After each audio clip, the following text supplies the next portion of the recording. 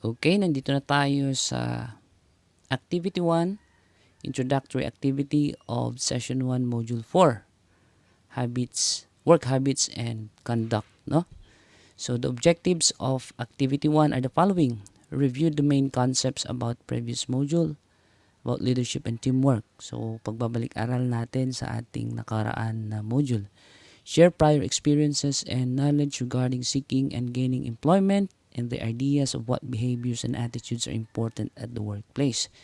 So, ito, nakapagbabahagi ng mga karanasan at kaalaman tungkol sa paghahanap at pagkakaroon ng trabaho. So, meron na ba kayong mga karanasan sa paghahanap at pagkakaroon ng trabaho at mga ideya tungkol sa wastong pag-ugali at asal sa trabaho? Mga dapat gawin sa trabaho. Okay? And then, identify sources of information to find a job. Natutukoy ang mga pinagkukunan ng impormasyon tungkol sa paghahanap ng trabaho. Okay, so let's begin. Let us begin by jogging our memory. Make a list of concepts or ideas that you learned from previous module in the space below. Please spend no more than 5 minutes. So, ito yung ating review about our past lesson.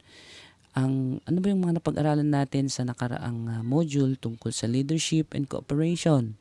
So, isiping mabuti. Pwede naman yung balikan yung module ninyo pag hindi nyo masyadong matandaan, di ba? Tignan yung mga concepts doon na pwede ninyong ilagay dito.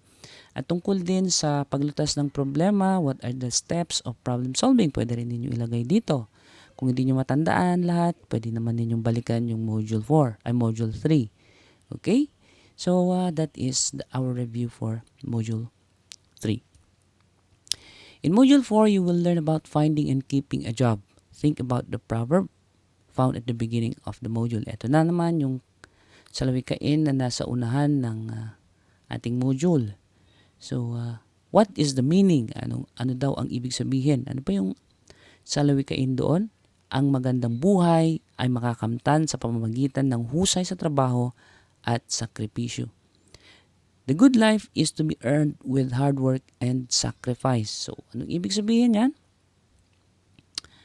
If a man is industrious and hardworking, there is a big possibility of success ahead of him. There will be greater opportunities for work and income.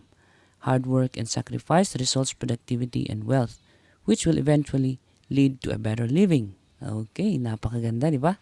So, kung masipag ka, ang pagkawang gawa, malaki ang posibilidad na magiging matagumpay ka sa buhay, di ba? So kasi kung masipag tayo at marunong, di ba? Maraming opportunity para sa trabaho at pagkakakitaan. So kung marami kang mapagkakakitaan, mas productive ang buhay. Kung productive ang buhay natin, syempre, meron ding income. So, pwedeng makaipon tayo ng marami-raming pera para magkaroon ng magandang pamumuhay, di ba? Okay, so kailangan lang tayong maging masipag at magsakripisyo. Yan ang meaning ng proverb. What do you think the proverb says about finding and keeping a job? So, meron bang kaugnayan nito sa paghahanap natin ng trabaho? Etong ating proverb. Let's see the suggested answers. You may have your own answers, ano? You may, ito lang, basehan lang ninyo, magkaroon lang ka ng idea kung paano ba sagutan yung tanong. So, pwede yung Tagalog, pwede naman sa English. Okay. Hard work and sacrifice are also your inputs in looking for a job. If the employer sees your qualifications and prove yourself worthy, you can be promoted and earn a better salary. Yan, di ba? So, ang hard work and sacrifice, pwedeng puhunan mo yan sa paghahanap ng iyong trabaho, di ba?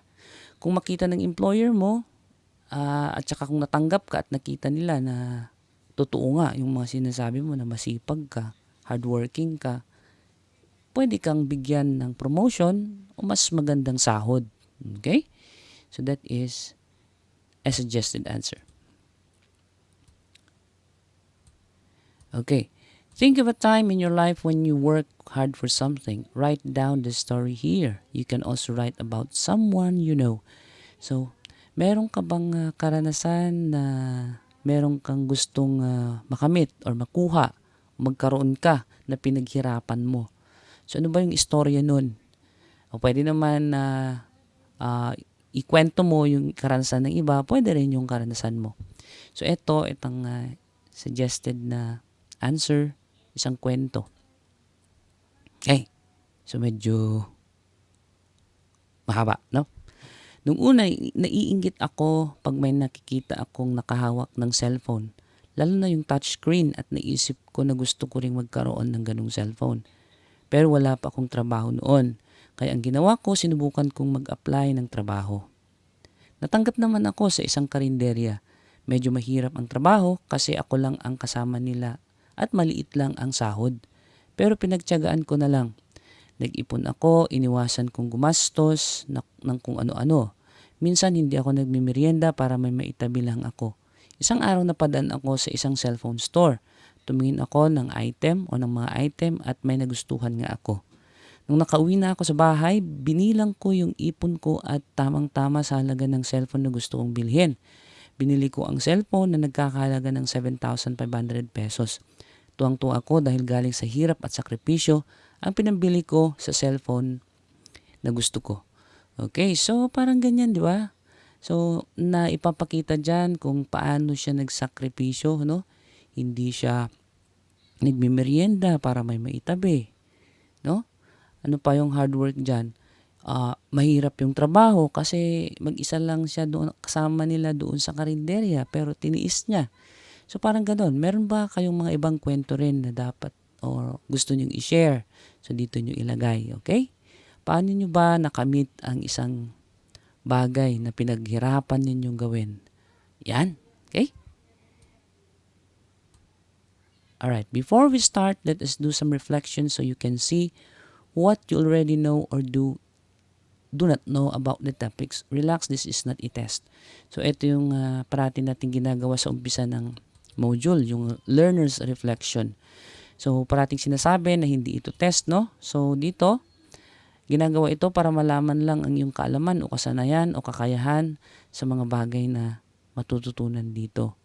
So, maaring ikaw ay walang karanasan, may kaunting karanasan, meron ng karanasan o marami ng karanasan. So, check lang ang ilalagay dito. Basahin ninyo ito. Ito yung mga kaalaman, kasanayan at kakayahan. For example, sa una, paghahanap ng impormasyon tungkol sa posibleng trabaho.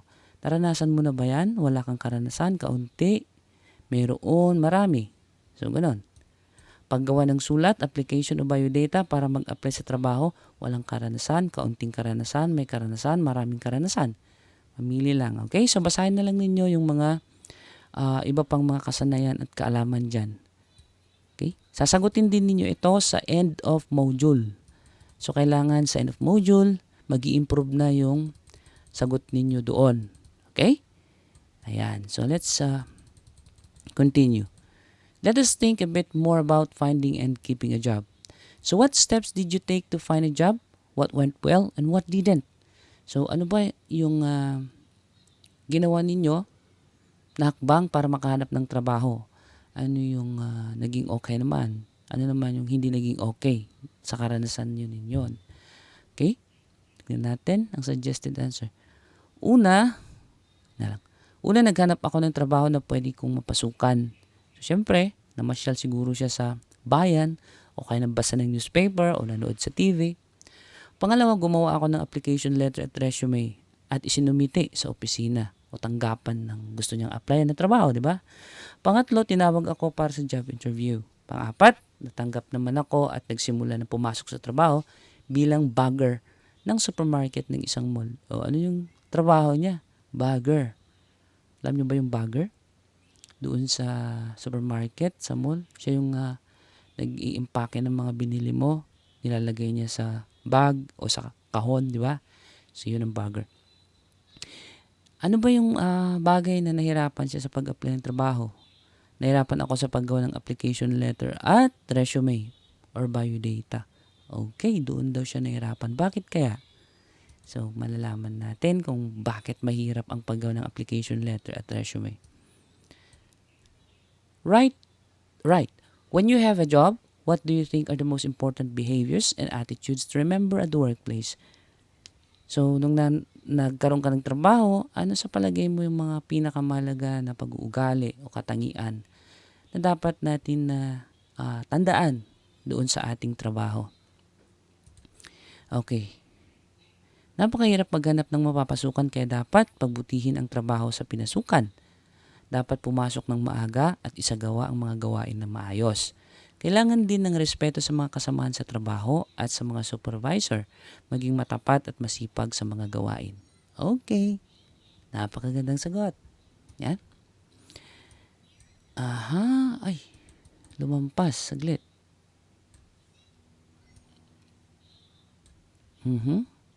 Diyan tayo kanina, dito. Now we will focus more on the information and skills that you need to find a job.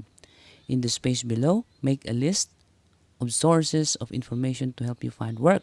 For example, the newspaper. Write as many sources of information that you think of in 3 minutes. Okay, sa loob ng 3 minuto, ilista ninyo dito yung mga pinagkukunan ng impormasyon para makahanap kayo ng trabaho.